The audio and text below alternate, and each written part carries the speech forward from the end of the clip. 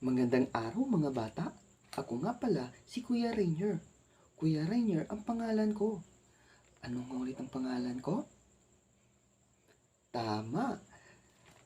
Ang kwentong ito ay pinamagatang Bingo's Lost Tale na isinulat ni Gian Amor A. Suarez at Micaela Elberine at iginuhit naman ni Princess Diane A. Grencio. Handa na ba kayong makinig sa aking kwento mga bata? Kung ganon, umupo kayo ng maayos at makinig sa akin ng mabuti. Isang araw, sa nayon ng Meowville, mayroong isang kahel na pusa na nagngangalang Bingo. Ano nga ulit ang pangalan ng pusa?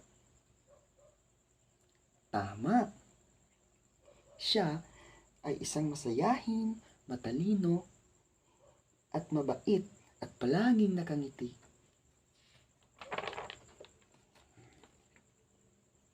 Mahilig si Bingo maglaro ng habulan at taguan sa damuhan buong araw kasamang kanyang mga kaibigan. Pero, pinakapaborito nilang gawin ay umakyat sa puno para makita ang magandang tanawin. Isang araw, ang kanyang mga kaibigan ay napagdesisyonan na maglaro ng habulan. Si Bingo ay masaya at napalundag sa tuwa.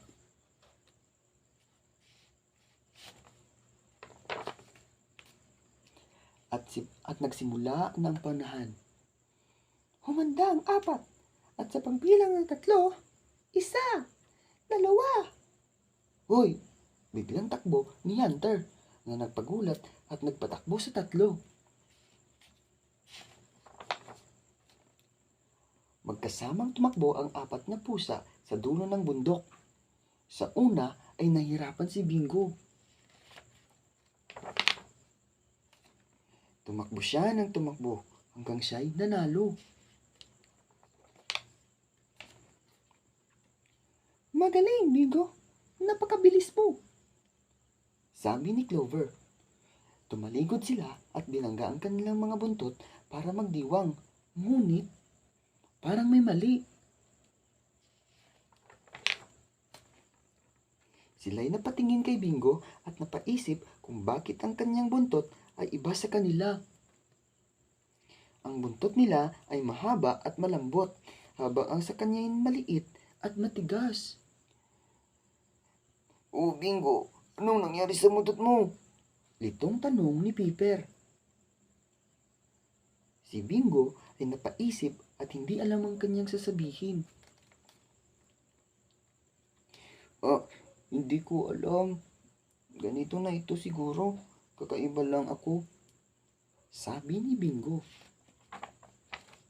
Napatingin sila sa isa't isa nang may pag-aalala. Hanggang si Hunter ay may naisip na isang ideya. Siguro, hindi pa ito tumubo. Sabi ng lola ko, ang pusang laging natutulog, mabilis lumaki. Idinagdag pa ni Hunter. Baka ganun din ang nangyari sa'yo. O baka ito'y nawala at nakalimutan lang. Kung ganun, dapat natin itong hanapin. Sabi ni Hunter sabay pagsawisiwas ng kanyang buntot. Napagdesisyonan nilang 4 na maglakbay upang hanapin ang nawawalang buntot ni Bingo.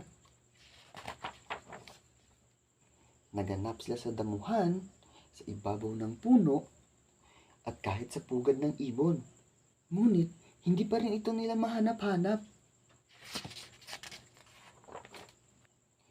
Kanina pa tayo dito, naghahanap. Ngunit, hindi pa rin natin nakikita ang buntot ni Bingo. Sabi ni Hunter. Siguro, tayo nagmahanap sa maling lugar. Dagdag naman ni Clover. Paano na ito? Ano ang gagawin natin?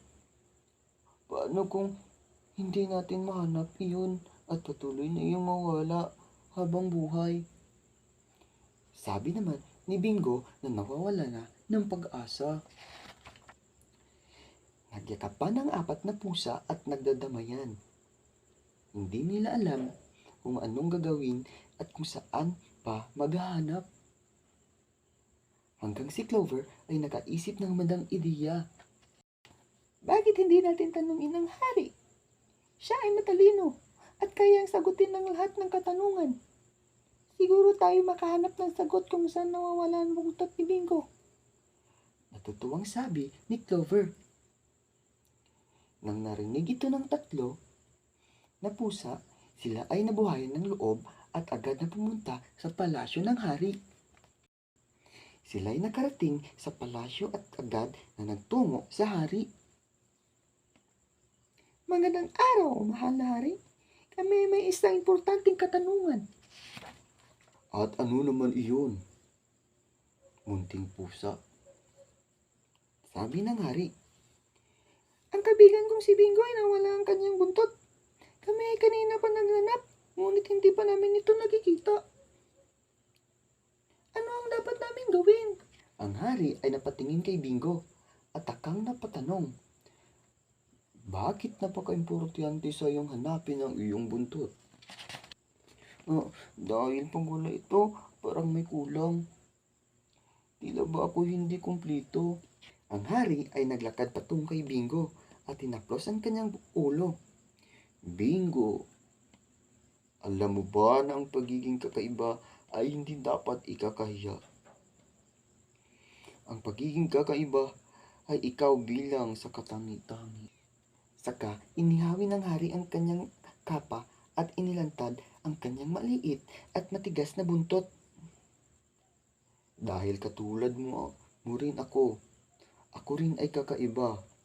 Pero kahit na wala akong buntot, kaya ko pa ring mamuno at tulungan ang taong bayan.